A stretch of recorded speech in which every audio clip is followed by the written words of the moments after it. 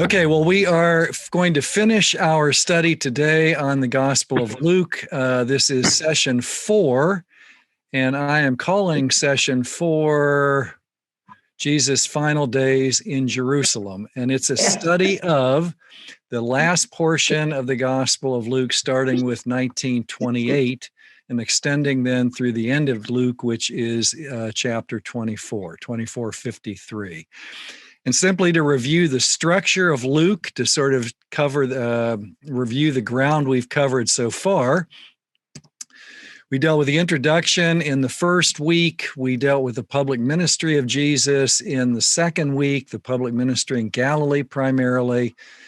Last week, we dealt with the travel narrative, which is Jesus going from Galilee in the north to Jerusalem. He gets there in 1928, which is what we are going to talk about today. He draws near to and enters Jerusalem, the end of chapter 19 into 20 and 21. Then we have the Passion of Jesus in 22 and 23. And just to remind you, Passion means events that surround the Last Supper, the death of Jesus, and the burial of Jesus. That's called the Passion narrative in the New Testament. And then we have Jesus' resurrection and the appearances of Jesus in chapter 24. So today what we're going to deal with is the last 3 sections there of Luke's gospel, starting in 1928, 1929. And we're going to begin with the triumphal entry.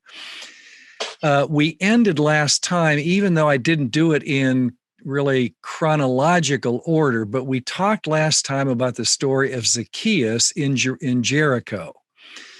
And Jericho is the road, Jericho to Jerusalem is the road that Jesus is going to travel. He's going to come from the Galilee in the north. He's coming down the Jordan River Valley. He's then going to enter Jericho, where he sees Zacchaeus. And then he's going to travel up the mountain to get to Jerusalem. This is the opposite direction of the parable of the Good Samaritan, where someone is coming from Jerusalem going down to Jericho. Jesus is going the opposite way, from Jericho to Jerusalem. So he's met Zacchaeus in Jericho, and now he's going to go up, and at the top of his journey is going to be the Mount of Olives. I'll talk a little bit about the geography here, but Bethphage and Bethany, which are talked about in the very first verse here, are on the eastern side of the Mount of Olives. From there, he's going to go over the Mount of Olives, down the Mount of Olives, into the Kidron Valley, and then up into Jerusalem. So you have the Mount of Olives. I'll show you a picture of the Mount of Olives, what that sort of looks like. But here's the story, that when he came near Bethphage and Bethany on the eastern side of the Mount of Olives, at the place called the Mount of Olives, he sent 2 of his disciples saying, go into the village ahead of you. And as you enter it, you'll find tied there a colt that's never been ridden. Untie it and bring it here. They brought it to Jesus, and after throwing their cloaks on the colt, they set Jesus on it. As he rode along, people kept spreading their cloaks on the road as he was now approaching the path down from the Mount of Olives.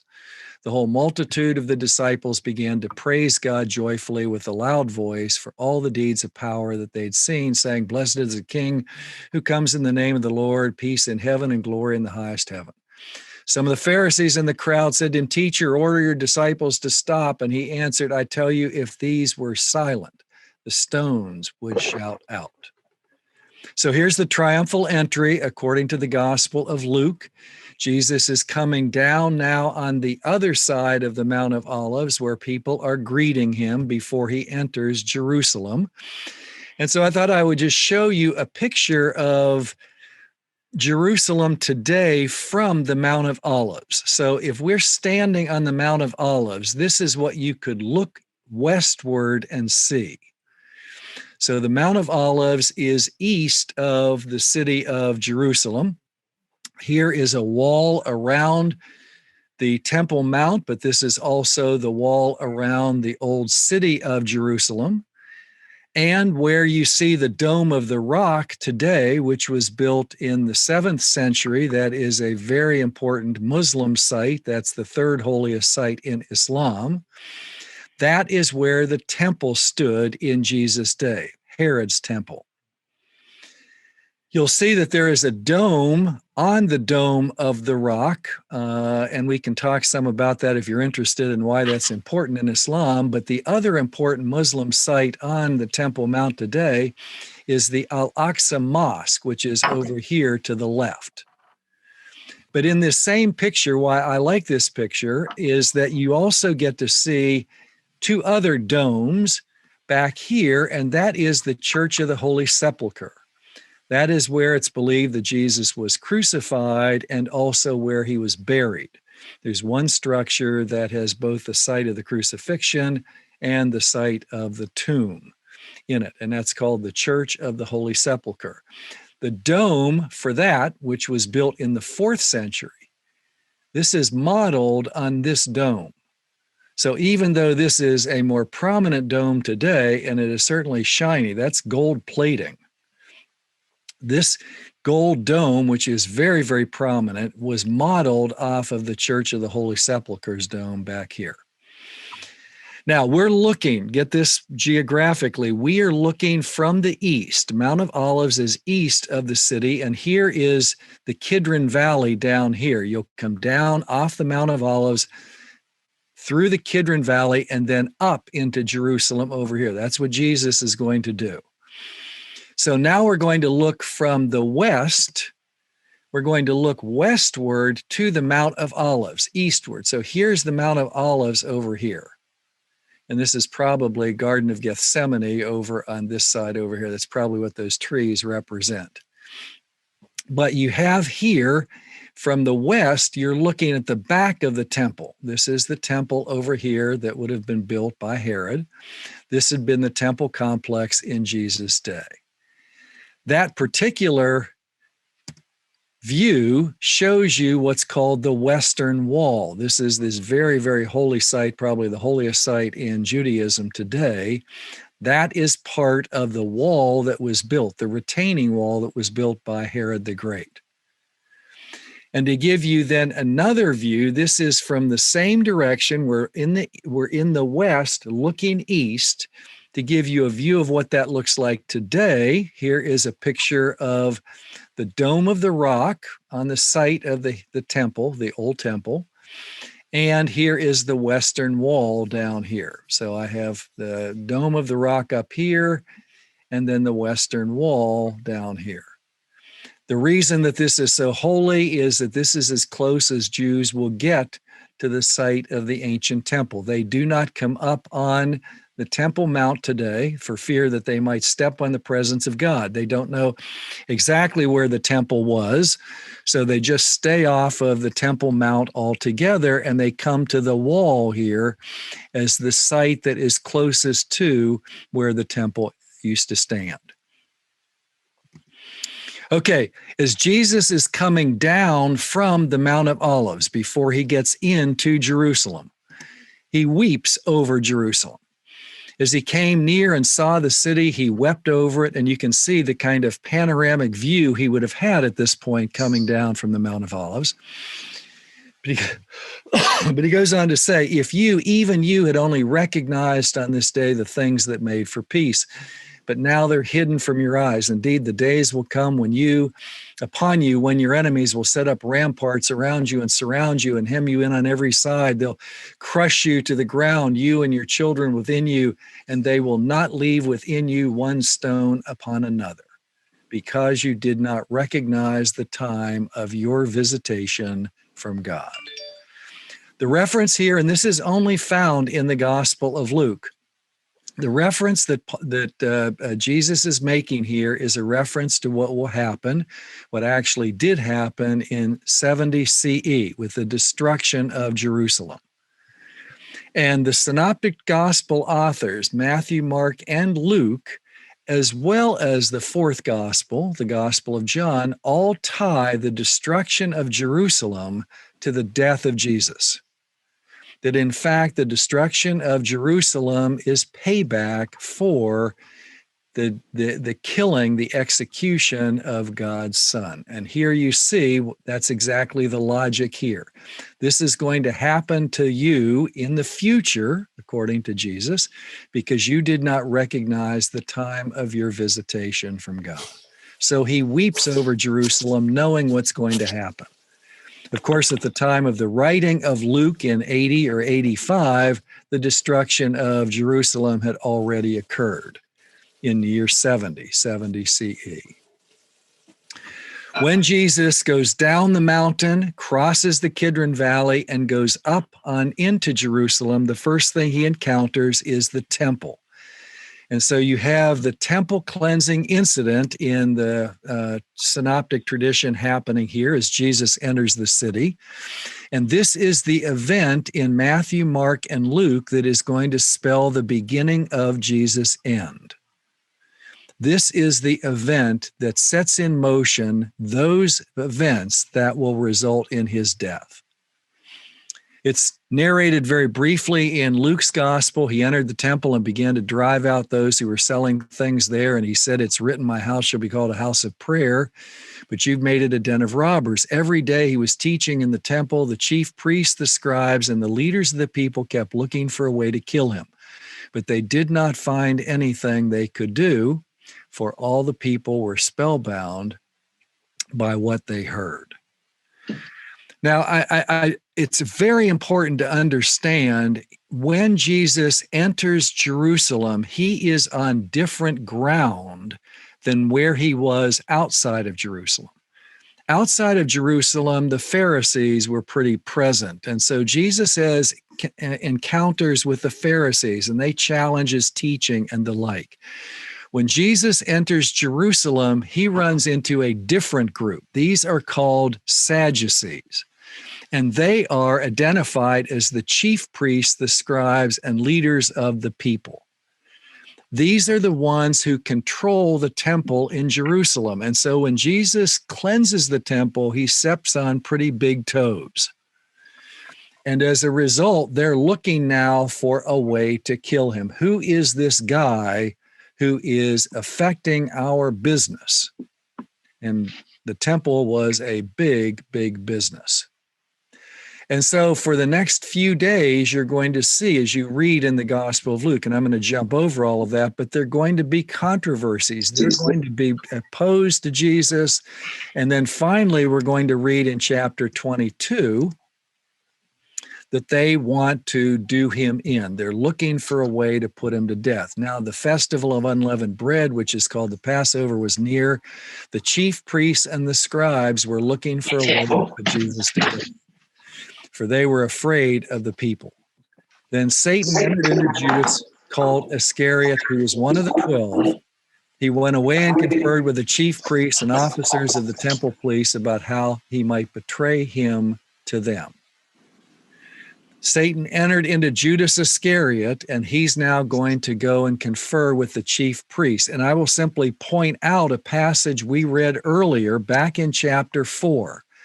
At the end of the wilderness temptation, it said, when the devil had finished every test, he departed from him until an opportune time. Well, here is the opportune time. Satan enters into Judas, called Iscariot, who was one of the 12. He went away and conferred with the chief priests and officers of the temple police about how he might betray him, and they were greatly pleased and agreed to give him money. So he consented and began to look for an opportunity to betray him to them when no crowd was present. That's why this is going to take place in the Garden of Gethsemane, where no crowd is around. Jesus is basically isolated. And that's what is going to happen when we see a little bit later in the arrest of Jesus. Well, that then brings us to the Lord's Supper in the Gospel of Luke. And Luke's Lord's Supper account is unique because it has 2 glasses of wine. And this is confusing, and actually it's been very confusing to copyists down through the years who have tended to drop the second glass of wine and have as an order cup bread. Well, those who have taken communion before always know that you take the bread first and then you wash it down with the wine or the juice. Well, in Luke's gospel, notice what it says here. When the hour came, he took his place at the table and his apostles with him. He said, I've eagerly desired to eat this Passover with you before I suffer. For I tell you, I will not eat it again until it is fulfilled in the kingdom of God. Then he took a cup.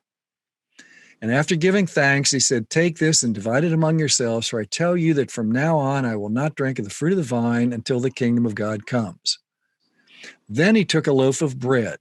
And when he had given thanks, he broke it and gave it to them, saying, this is my body, which is given for you. Do this in remembrance of me. And he did the same with the cup after supper, saying, this cup that is poured out for you is the new covenant in my blood. But see, the one who betrays me is with me, and his hand is on the table. For the Son of Man is going as it has been determined, but woe to the one by whom he is betrayed. So they began to ask one another which one of them could be who would do this. This says that this is a Passover meal. And if any of you have ever celebrated Passover with a Jewish friend, or in some Christian churches, they do a sort of a mock Passover Seder. There are, at least today, 4 glasses of wine that you drink in the course of the meal. Now, the meal lasts 3 or 4 hours, but you drink a significant number of cups, at least 4 today. Some think there were only 3 in antiquity. But the cup that is used for the Lord's Supper is always the cup after supper. There are other cups before, and that's what Jesus is doing here. He took a cup and he gives thanks, but that's not the communion cup. The communion cup is the one after supper. The loaf of bread is bread that is eaten during the meal, and then after supper, there is the cup, and it is that bread and that cup that are the basis for the celebration of the Lord's Supper. But in the context of the Lord's Supper, Jesus predicts that someone is going to betray him. And in fact, that's going to happen after the meal is over and Jesus goes out to the Sermon on the Mount to pray. Now, the Garden of Gethsemane is on the western side of the Mount, the Mount of Olives. So that's where Jesus is going to go. He came out and went, as was his custom, to the Mount of Olives, and the disciples followed him. And when he reached the place, he said to them, pray that you may not come into the time of trial. Then he withdrew from them about a stone's throw, knelt down and prayed, Father, if you're willing, remove this cup from me, yet not my will, but yours be done. Then an angel from heaven appeared to him and gave him strength. In his anguish, he prayed more earnestly, and his sweat became like great drops of blood falling down on the ground. And when he got up from prayer, he came to the disciples and found them sleeping because of grief. And he said to them, why are you sleeping? Get up and pray that you may not come into the time of trial. Then we have, after Jesus' anguished prayer in the Garden of Gethsemane, after that, Jesus is betrayed. So while he was still speaking, suddenly a crowd came, and one called Judas, one of the 12, was leading them. He approached Jesus to kiss him, but Jesus said to him, Judas, is it with a kiss that you are betraying the Son of Man? When those who were around him saw what was coming, they asked, Lord, should we strike with the sword? Then one of them struck the slave of the high priest and cut off his ear. But Jesus said, no more of this. And he touched his ear and healed him. Then Jesus said to the chief priests, the officers of the temple police, and elders who had come for him, have you come out with swords and clubs as if I were a bandit? When I was with you day after day in the temple, you didn't lay hands on me, but this is your hour and the power of darkness.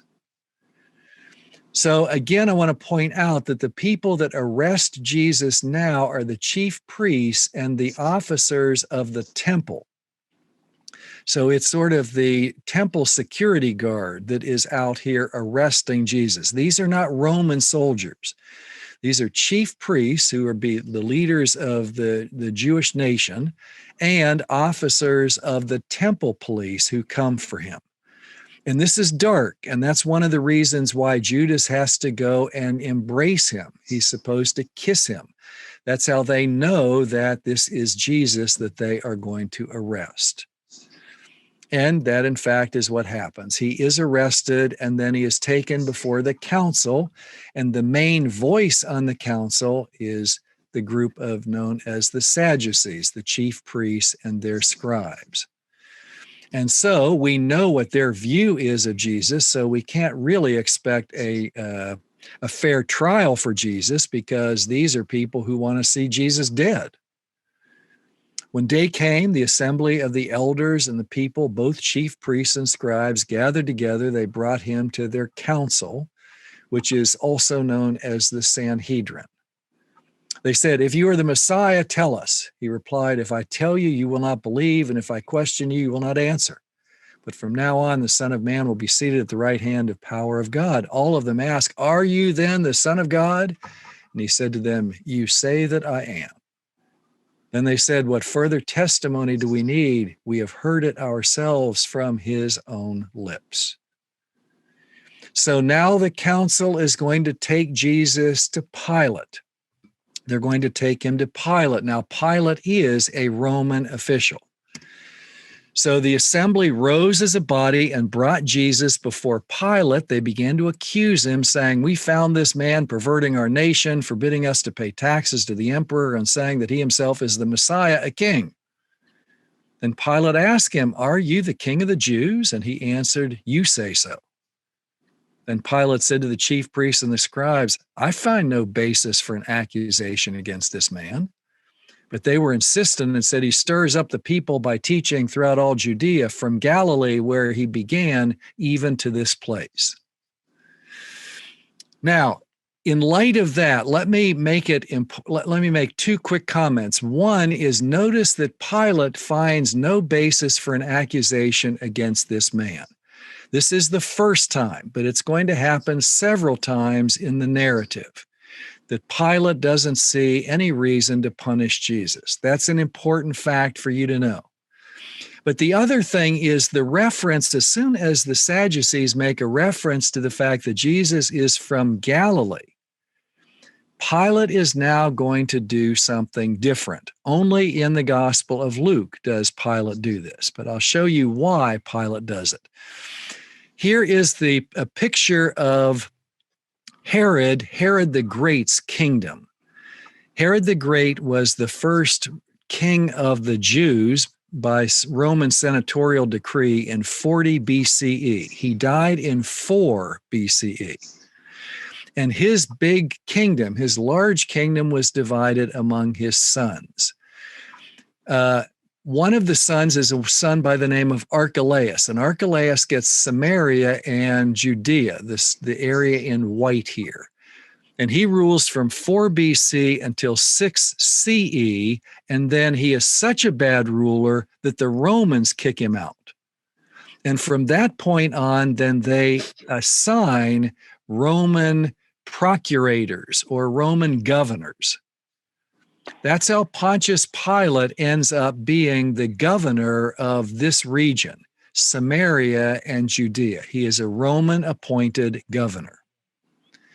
But at the death of Herod the Great, the area of Galilee and Perea, this area here in gray, was given to one of the sons of Herod the Great named Herod Antipas. And Herod Antipas is around, he is still reigning at the time of Jesus' public ministry in the north. And so when Pilate hears that Jesus is from Galilee, what he's going to do is send Jesus to Herod Antipas. I confused myself there. Did I say that right? Did you understand that? Mm-hmm. Here's what it says in Luke 23. When Pilate heard this, he asked whether this man was a Galilean. And when he learned that he was under Herod Antipas's jurisdiction, he sent him off to Herod, who was himself in Jerusalem at that time. So now we're going to have a trial before Herod. Jesus is going to appear before Herod in the Gospel of Luke, only in Luke's Gospel. When Herod saw Jesus, he was very glad, for he'd been wanting to see him for a long time because he'd heard about him and was hoping to see him perform some sign. He questioned him at some length, but Jesus gave no answer. The chief priests and scribes stood by, vehemently accusing him. Even Herod with his soldiers treated him with contempt and mocked him. Then he put on an elegant robe and sent him back to Pilate. That same day, Herod and Pilate became friends with each other. Before this, they had been enemies. So here he's before Pilate, and now Pilate's going to send him back to, here he is before Herod. Now Herod is going to send him back to Pilate. Pilate then called together the chief priests and leaders of the people and said to them, "You brought me this man as one who is perverting the people, and here I have examined him in your presence and have not found this man guilty of any of your charges against him, neither has Herod. For he sent him back to us. Indeed, he's done nothing to deserve death. I will therefore have him flogged and release him." Well, that's not what happens. Then they all shouted together, "Away with this fellow, release Barabbas for us." This was a man who had been put in prison for an insurrection that had taken place in the city and for murder. Pilate, wanting to release Jesus, addressed them again, but they kept shouting, "Crucify him, crucify him." A third time he said to them, "Why? What evil has he done? I have found in him no ground for the sentence of death. I will therefore have him flogged and then release him." But they kept urgently demanding with loud shouts that he should be crucified, and their voices prevailed. So Pilate gave his verdict that their demand should be granted. He released the man they asked for, the one who had been put in prison. The one who had been put in prison for insurrection and murder, and he handed Jesus over as they wished. When I read that story, and this is a story that is read every Good Friday, this is a very, very common passage, one that is found Matthew, Mark, and Luke, even though there are some variations. It's very important for Christians to recognize two historical facts as a way of critiquing the story that we just read. And those two historical facts are these. The first is that the Romans are the ones who killed Jesus. Fact two is that some Jews had a hand in Jesus' demise. Now, I want to emphasize that the Romans killed Jesus, and we know that is the case because Jesus is crucified. All of the sources indicate that Jesus was crucified, and we're going to find out that crucifixion is a Roman form of punishment. Jews did not crucify. Rome crucified. And Jesus was crucified by the Romans. He was killed by the Romans. Having said that, it could be that there were a group of Jews who, in fact, helped with the arrest, helped with finding Jesus and turning him over to the Romans. That group, however, was a group of Sadducees, and the Sadducees were destroyed in 70 CE with the destruction of the temple. Modern day Judaism is descended from the Pharisees. And the Pharisees are not the ones who were involved with the death of Jesus in any way with the plot against Jesus or whatever. It is the Sadducees who do that, and it's the Romans who do the killing. Why is the story told in the way that it's told? Well, that's because of the context of when this is told in the 80s. In the 80s, it was determined that Christianity, which now was distinct from Judaism, was an illegitimate religion. And as a result, Rome felt the need to persecute Christians. They persecuted Christians during the days of Nero in the 60s, and they are continuing to persecute Christians in the late first century. One of the things that Luke is trying to do in the narrative here is to show that Rome has never recognized Christianity as a threat. And so you have on 3 occasions Pontius Pilate saying, "I find nothing wrong with Jesus. Jesus hasn't done anything wrong." And not only Pilate has that view, Herod has the same view. Herod doesn't find anything wrong with him. He doesn't think he's the Messiah or anything, but he certainly doesn't find any crime that he's committed. So why should Rome think that Christianity is a threat to them? So in what happens here, by downplaying Roman responsibility, what occurs is that Jewish responsibility is heightened in the narrative. So all of a sudden, Jesus ends up on a cross. And why does Jesus end up on a cross? Because the Jews want him crucified? Well, to be quite honest, that makes no historical sense. And the demand for Barabbas, who is an insurrectionist and a murderer, according to the text, the simple fact of Pilate releasing an insurrectionist and a murderer and then executing someone who had done nothing wrong, that makes no political sense for Pilate to do that. The simple fact is Rome killed Jesus because Rome saw in Jesus a threat. They thought people believed he was the king of the Jews. And there is only one ruler in the Roman Empire, and you better not claim to be a ruler in the Roman Empire, or your reign will be very, very, very short. And that's what happens with Jesus. Jesus ends up crucified because Rome wants him dead. And that's important for Christians to understand. That's important for Christians to understand. Well, let's talk a little bit, and I do want to warn you now, I am going to talk about the crucifixion. And so this is graphic stuff, but I do think Christians need to know this. I did this in part with our conversation earlier, our study last year on Mark and the year before on Matthew. But it's important for people to know something about crucifixion and what we know about crucifixion in the 21st century now. So if this is going to be too graphic for you, turn off the audio or don't look at the pictures or whatever. I don't think the pictures are too bad, but the description can be rather graphic. So let me just go over some important things that you should know about, some facts about the crucifixion. First of all, as I've indicated, crucifixion is a Roman form of punishment. It was not, however, invented by the Romans. The Romans simply perfected it. They crucified, by the time crucifixion is done away with in the 4th century, the Romans had crucified tens of thousands of people.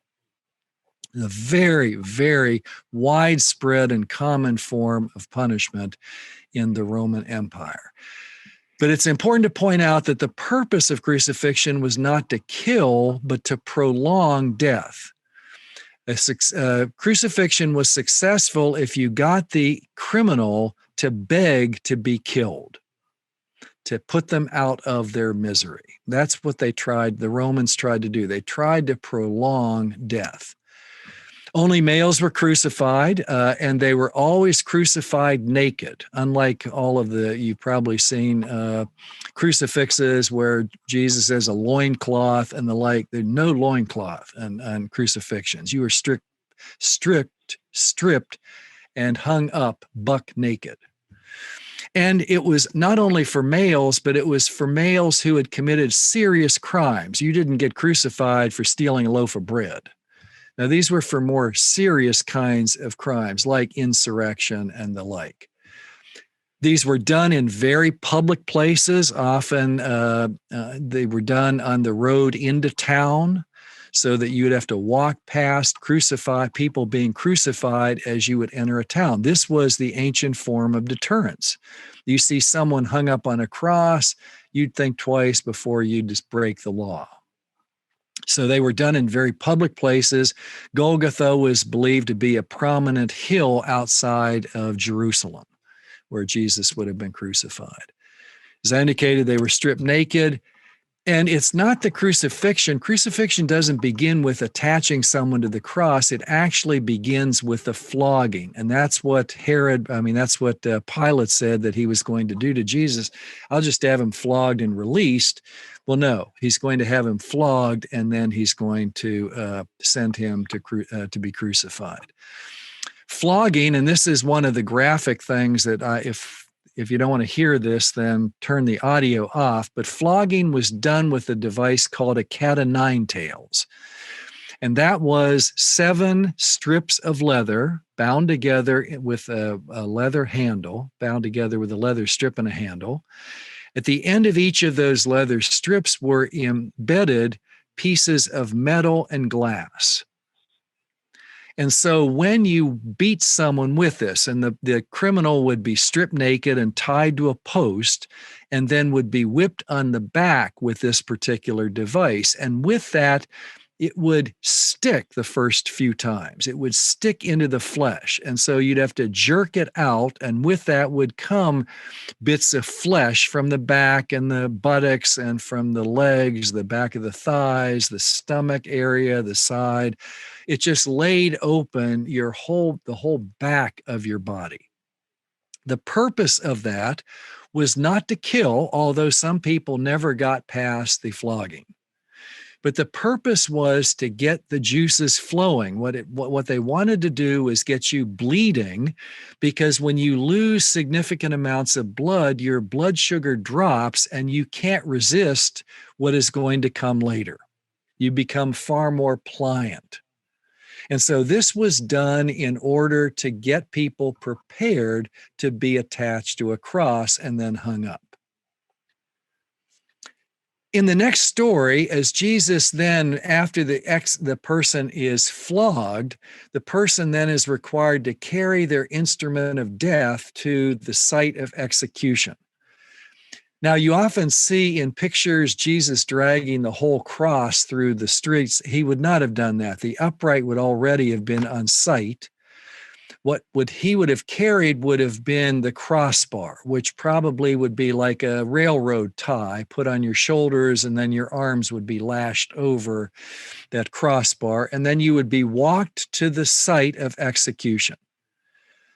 Interestingly enough, the story of Jesus says, as they led him away, they seized a man, Simon of Cyrene, who was coming in from the country, and they laid the cross on him and made him carry it behind Jesus. And the reason for that is that Jesus was whipped within an inch of his life. Jesus was clearly beaten up very severely in the flogging stage, so he is unable to carry his cross. And then we're going to find out that Jesus is only on the cross, according to Mark's gospel, it's 6 hours. It's not as clear in Matthew and Luke's gospel how long it is, but it's a relatively short period of time. Some people lasted 3 days on the cross. Jesus lasts about 6 hours.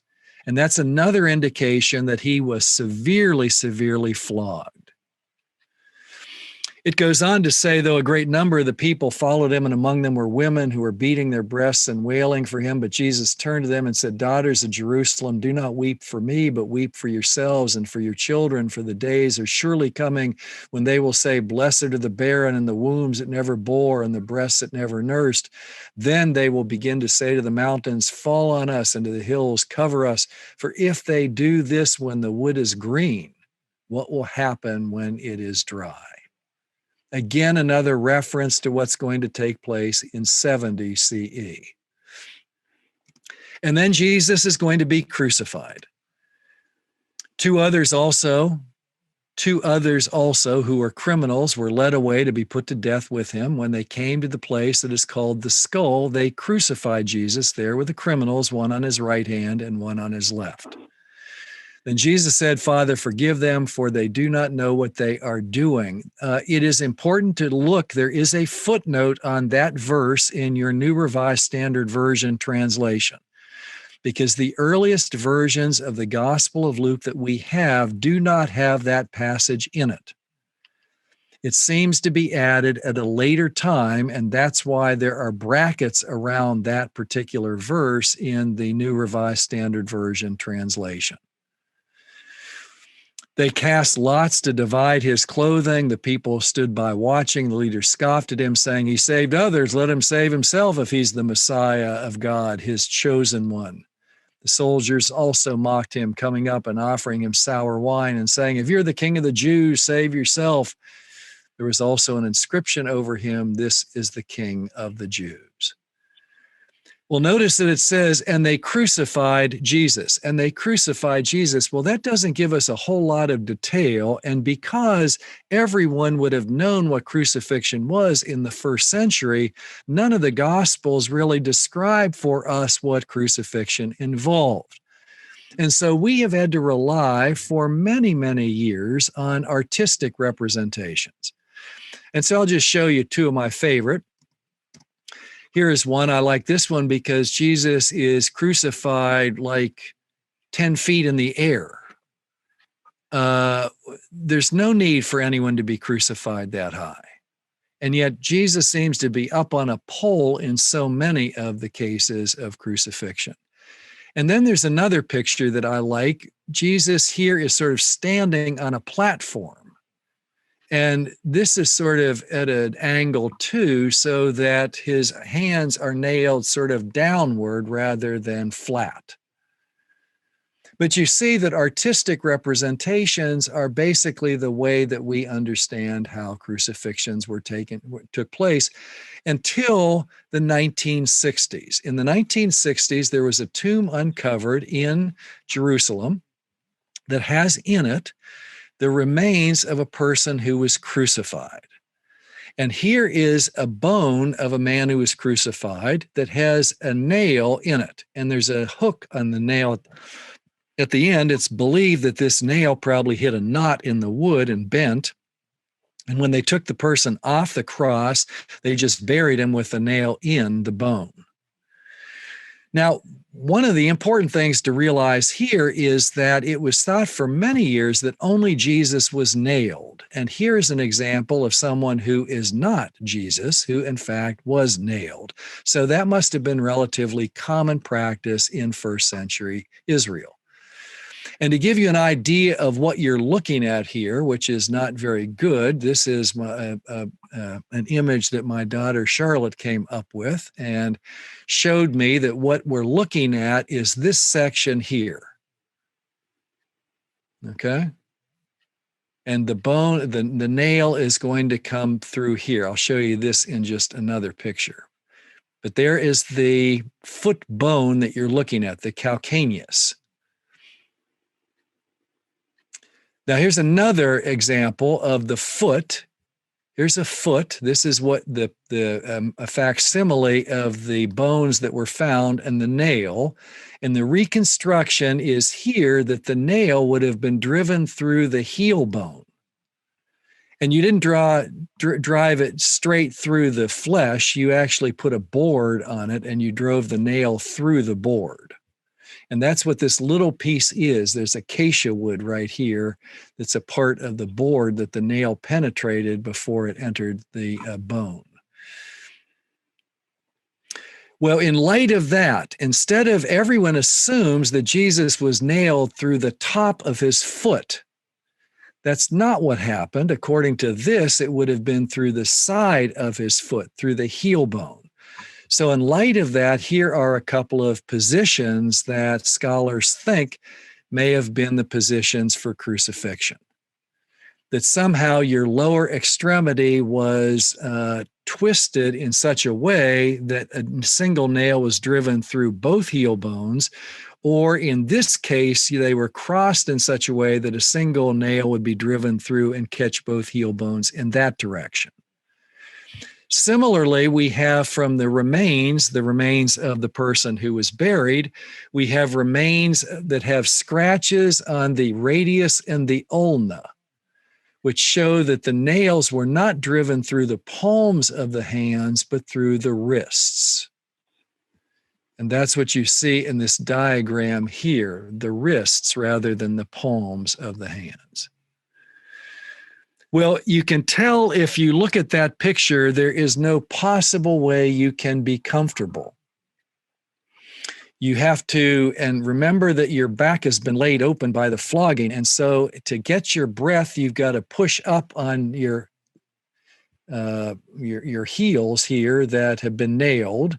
but you push up and push out to catch a breath, but that puts strain then on your hands. And so you collapse back down. And then when you're in this position, you can't breathe. You're cut off.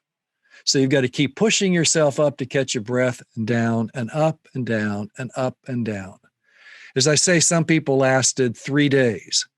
Jesus lasts only 6 hours. For those prisoners that lasted a long time and finally just wanted to be put out of their misery, remember, you are buck naked day and night. It's really hot in the day. It's really cold at night. There are bugs around. There's sweat that you have. It is just an unbelievably agonizing way of dying.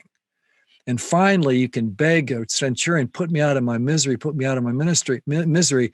And what they end up doing is taking a big club and then breaking the lower legs with that club. And if they break the lower legs, then the criminal can't push up. And if you can't push up, you can't breathe.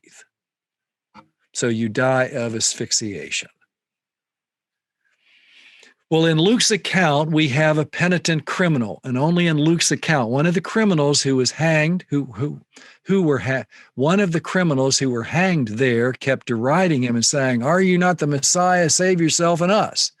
But the other rebuked him, saying, "Do not fear God. Do you not fear God, since you are under the same sentence of condemnation? And we indeed have been condemned justly.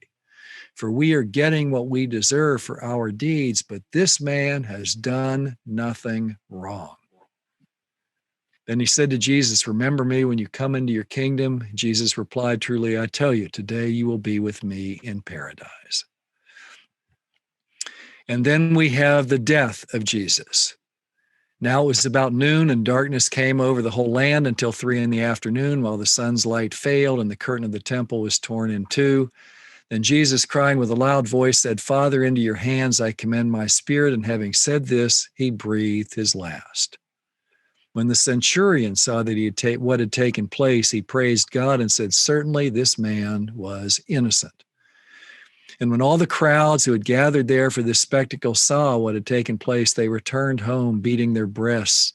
But all his acquaintances, including the women who had followed him from Galilee, stood at a distance watching these things. So here now is a third Roman official, the centurion, a Roman official who watches Jesus die and says, "Certainly this man was innocent." Jesus is repeatedly recognized as having done nothing wrong by Roman authorities. And that is for the purpose of showing Rome that Christianity doesn't pose a threat. And there's no need for Rome to be so harsh in its punishment of Christians. Now, I don't have the passage about them burying Jesus, but women see where Jesus is buried, and then we have the first day of the week when the women are going to show up at the tomb. Jesus dies on a Friday at 3 o'clock. And at sundown on Friday is the beginning of Shabbat or Sabbath. And so you can't bury after Sabbath, on Sabbath. So you've got to bury before the Sabbath. And then the women can't go back to that tomb until Sabbath is over, which is sundown on Saturday. But that's nighttime, so they really can't go back until early Sunday morning. And just to show you what part of the problem is, let me show you this archaeological description of a tomb. This would have been a high class tomb, and Jesus evidently is laid in the tomb of a rich person that would be carved in the stone. And there would be a stone that would be in a channel in front of the opening here, and that would be an inclined channel, probably with a wedge under here until someone is buried. And then the wedge would be taken out and that stone would roll down into place in that channel and close off the opening. And that's what the women are concerned about. Who's going to roll the stone away from the opening so we can get into the body? Here's another picture of a tomb, a first century tomb like this. It has this stone that is, you can see, partially blocking the entrance there, but a stone that would roll down in this channel and then would close off the tomb. Now, I want to read, and this is going to take just a couple minutes to do this. Do I have another few minutes? Okay, I still have a couple minutes. What I want to do is show you what is unique about the Gospel of Luke in this story of the empty tomb. But I'm going to do it by looking at Mark's Gospel first. I'm going to go back to Mark's ending. When the Sabbath was over, Mary Magdalene and Mary, the mother of James, and Salome brought spices so that they might go and anoint him. And very early on the first day of the week, when the sun had risen, they went to the tomb. They began to say to one another, "Who will roll away the stone for us from the entrance to the tomb?" And when they looked up, they saw that the stone, which was very large, had already been rolled back. As they entered the tomb, they saw a young man dressed in a white robe sitting on the right side, and they were alarmed. But he said to him, "Do not be alarmed. You're looking for Jesus of Nazareth, who was crucified. He's been raised. He is not here. Look, there is the place they laid him. But go tell his disciples and Peter that he's going ahead of you to Galilee, and there you will see him just as he told you." So they went out and fled from the tomb, for terror and amazement had seized them, and they said nothing to anyone, for they were afraid. So this angel, a young man dressed in a white robe, that's an angel, speaks to the women and says, "Go tell the disciples and Peter that he's going ahead of you to Galilee, and there they will see him, just as he told them." And what do they say? Nothing. We talked about that when we dealt with Mark's gospel. What an interesting way of ending the gospel. But the women say nothing, and there are no resurrection appearances in the gospel of Luke, gospel of Mark. Let's go to Matthew's version of this. Again, we have Mary Magdalene and the other Mary went to see the tomb. So now there are only two. There were three in Mark's gospel. There are only two here. And a great earthquake occurs, for an angel of the Lord descending from heaven came and rolled back the stone and sat on it. So in this case, the angel is outside of the tomb sitting on that big stone that has been rolled back because of an earthquake.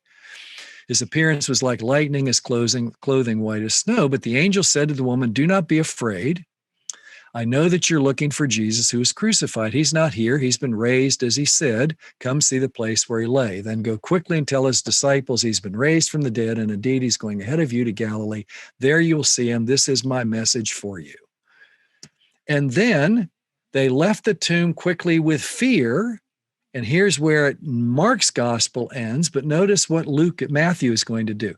And so they left the tomb with fear. That's the end of Mark. And now look at Matthew. And great joy, and ran to tell his disciples. Suddenly Jesus met them and said, "Greetings." And they came to him, took hold of his feet and worshiped him. Then Jesus said to him, "Do not be afraid. Go and tell my brothers to go to Galilee. There they will see me."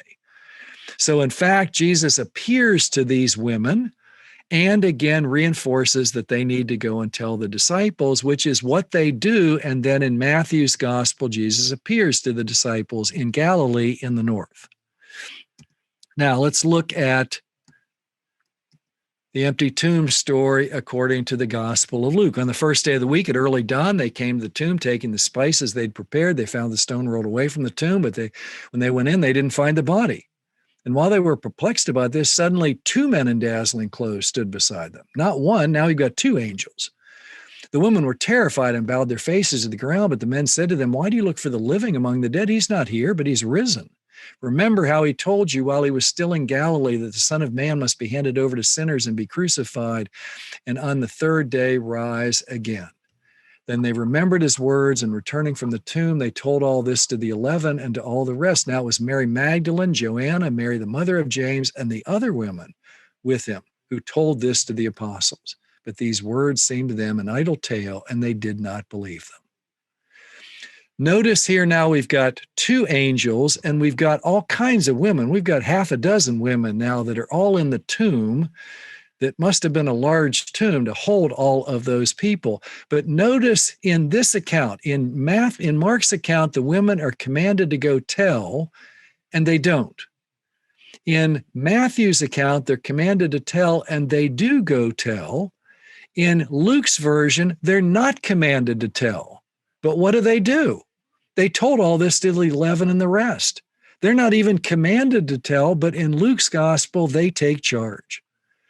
And do they need proof that Jesus has been raised from the dead? They simply hear from these angels, remember how he told you while he was still in Galilee, that the Son of Man must be handed over to sinners, be crucified, and on the third day rise again. It's as if they said, oh, yeah, if we had only remembered that, we wouldn't have had to come down here today. We could have saved ourselves the effort of coming to the tomb. Again, women are put in a more prominent position in the account of the Gospel of Luke. They believe without any proof. They believe simply from hearing, but from these angels. And then they go and do what they're not even commanded to do. They go and they tell. That's contrasted with the next story, which is the road to Emmaus incident. We don't have time really to deal with this, except to say that Jesus is going to walk for 7 miles with 2 disciples, and they're going to have no idea who he is. So after the women recognize what has happened, these male disciples aren't going to know what happened until later, when in fact Jesus reveals himself at dinner. When he was at table with them, he took bread, blessed and broke it, and gave it to them. Then their eyes were open and they recognized him, and he vanished from their sight. They've spent the better part of a day walking with Jesus on the road to Emmaus, talking with Jesus, and still don't know who Jesus is. Then Jesus is going to appear to his disciples after that, and he's going to tell them, thus it is written that the Messiah is to suffer and to rise from the dead on the third day, and that repentance and forgiveness of sins is to be proclaimed in his name to all the nations, beginning from Jerusalem. So stay here in the city. In the Gospel of Luke, the disciples do not go back to Galilee. They stay in Jerusalem. And where do you think the second volume of this Luke Acts work is going to take place? If we have Luke and Acts, what you see is that all of the action from Luke 9:51 is going to funnel to Jerusalem. And then in Acts, the action is going to stay in Jerusalem until chapter 7. So Jerusalem dominates the action. The centrality of Jerusalem is a critically important part of the gospel. That's where the Christian mission is going to begin. Stay here in the city, and then that's where we're going to have the Pentecost event in Acts chapter 2, where the Spirit descends.